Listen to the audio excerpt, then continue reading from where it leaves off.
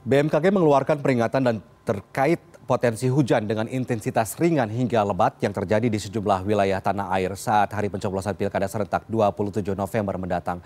KPU Provinsi DKI Jakarta menyebut ada sekitar 570 tempat pemungutan suara di Jakarta rawan banjir saat musim hujan. Lalu apa saja antisipasi yang dilakukan oleh KPU dalam mitigasi TPS rawan banjir di Jakarta? Kita membahasnya langsung bersama narasumber Komisioner KPU Provinsi DKI Jakarta, Dodi Wijaya. Selamat malam, Pak Dodi. Selamat malam, Mas. Pak Dodi, sebelum membahas mitigasi TPS rawan banjir, sejauh ini bagaimana distribusi logistik Pilkada 2024 di wilayah Provinsi DKI Jakarta? Apakah sempat terkendala cuaca buruk, terutama di wilayah Kepulauan Seribu, begitu?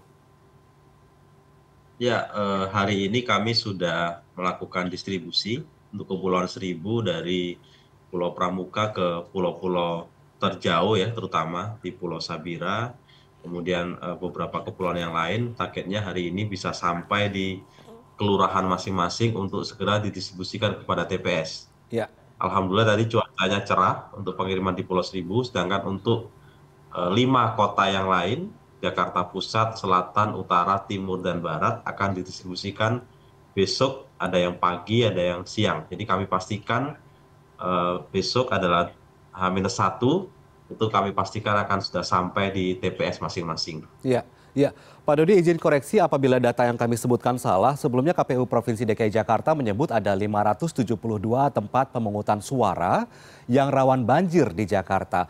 Bisakah Anda memberikan informasi sedikit saja dari hasil pemetaan terkini di wilayah mana saja tempat-tempat pemungutan suara yang disebut rawan banjir tersebut, Pak Dodi?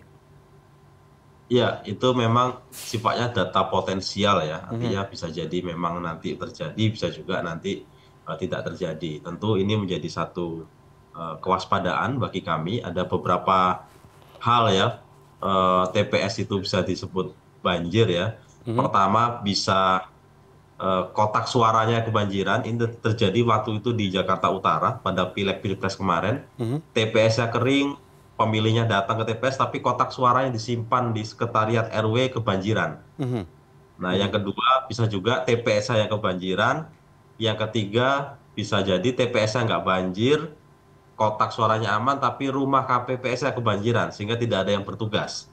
Nah, 3 hal ini kami mitigasi. Pertama, tentu saja kami fokusnya pada TPS rawan banjir ya, yaitu ada 572, betul tadi disampaikan, sifatnya data potensial, kami koordinasikan dengan BPBD.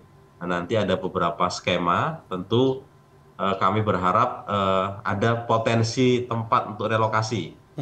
Ya, kalau memang tidak bisa pakai tempat-tempat yang biasa, nanti bisa menggunakan misalnya RPTRA dalam kondisi yang khusus. Saat ini RPTRA belum boleh digunakan karena Pergub dan rekomendasi dari Komnas Anak untuk tidak menggunakan RPTRA. Kami mengikuti, namun nanti situasi khusus force major kami akan berkoordinasi dengan Pemprov DKI Jakarta untuk menggunakannya.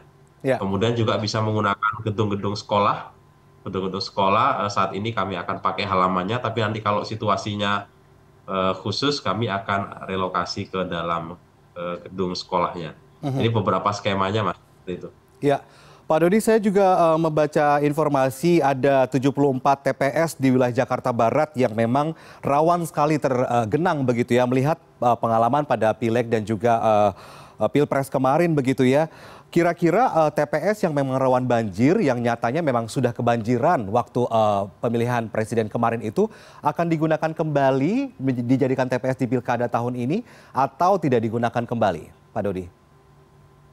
Iya, kami tentu mendorong untuk relokasi ya, relokasi mencari tempat yang aman. Cuma problemnya ini kan soal lokasi atau jarak yang akhirnya jauh, sehingga dikhawatirkan partisipasi dari pemilih.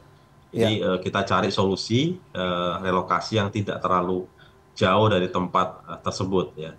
Kalaupun itu nanti terjadi, kami berkoordinasi dengan Pemprov untuk melakukan intervensi seperti misalnya menggerakkan pompa mobile sehingga arus itu air bisa cepat surut.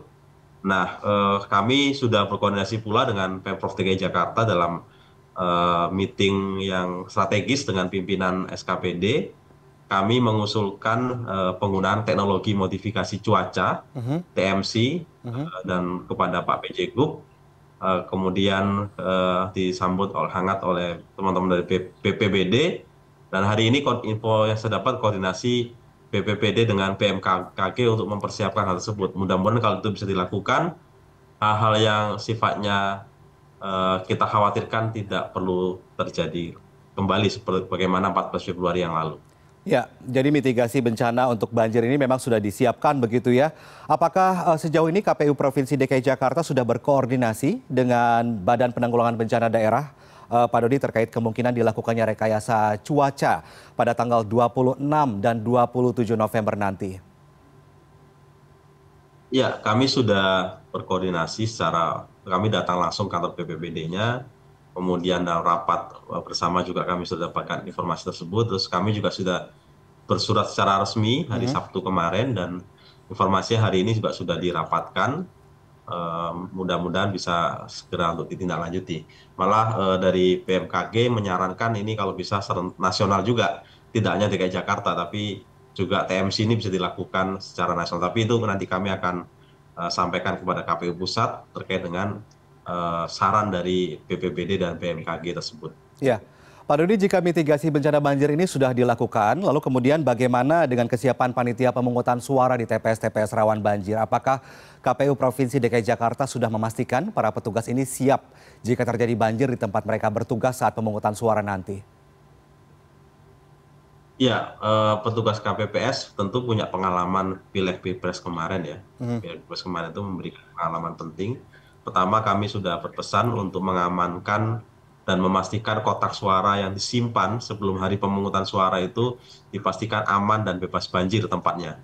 Kedua, tentu kriteria TPS kami sudah minta mereka mencermati, pastikan yang tidak terjadi potensi banjir. Ketiga, penggunaan tenda. Ya. Nah, tenda ini tidak menjadi tenda yang asal-asalan karena kami juga sudah siapkan anggaran yang insya Allah cukup ya. Jadi tentu kami berharap tendanya yang kualitasnya bagus dan mampu menahan dari angin maupun dari air maupun sinar matahari yang masuk ke TPS sehingga memberikan kenyamanan bagi pemilih dan petugas yang bertugas di hari H. Itu, Mas. Iya, jadi kondisi tenda juga harus meyakinkan ya, sudah pasti kuat, apabila ada angin kencang juga tidak mudah rubuh begitu.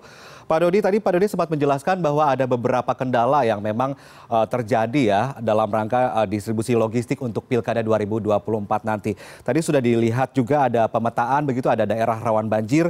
Nah, disebutkan pula ada beberapa wilayah yang terdapat TPS-nya ini kotak suaranya terendam banjir begitu. Ini di wilayah mana saja? Apakah saat ini kotak suara dalam kondisi yang sudah aman, terkendali sampai nanti pencoblosan atau seperti apa, Pak Dodi? Ya, itu bukan terjadi saat ini ya, tapi terjadi pada saat Pileg Pilpres kemarin. Ada 19 TPS di Jakarta Utara, di Sunter Agung ya terutama, itu terendam. Ya, tadi saya bilang TPS-nya aman, pemilihnya datang, petugasnya siap, tapi kotak suaranya yang terendam banjir. Nah, ini kami pastikan tidak terjadi lagi. Kami minta kotak suara yang diterima besok disimpan di tempat yang tidak hanya aman, tapi dipastikan bebas banjir. Kalau perlu ditaruh di lantai 2, di tempat yang lebih tinggi, jadi kalau suatu saat ada banjir juga dipastikan tidak terendam. Ya. Itu, Mas. Jadi semuanya sudah dievaluasi dan sudah disiapkan skema-skema tertentu supaya tidak terulang kembali kejadian serupa ya. Pak Dodi, terakhir kira-kira ada himbauan tidak baik untuk masyarakat ataupun para petugas pemungutan suara begitu di daerah-daerah rawan banjir harus seperti apa nanti pada saat pencoblosan di tanggal 27 November? Pertama tentu tadi ya kami meminta penempatan atau kondisi TPS itu harus betul-betul lokasinya jangan di tempat yang dipastikan banjir, cari tempat yang relokasi yang paling aman. Yang kedua tadi tendanya juga nanti kami berharap dipastikan pada saat hari pemungutan suara pelayanan terhadap pemilih ini tidak terganggu karena kondisi-kondisi banjir, misalnya surat suaranya terjatuh ke genangan air sehingga menyebabkan logistik menjadi rusak. Nah, ini tentu yang kami harapkan ya. Jadi kami berkoordinasi, tentu kami koordinasi dengan BPBD, mereka akan mensiagakan 250 petugas untuk tim reaksi cepat. Nanti kami akan sebarkan kontak call center 112, sehingga begitu terjadi banjir atau perlu evakuasi, baik itu perahu karet, pompa mobile, dan sebagainya, bisa langsung ditangani ya. Jadi nggak perlu ke KPU provinsi, tapi kontak center ini akan kami share sampai ke jajaran kami di paling bawah, PPS di tingkat kelurahan maupun KPPS di tingkat TPS, sehingga mereka bisa langsung ditangani dengan cepat oleh kelurahan, kecamatan, atau BPBD tingkat kabupaten kota.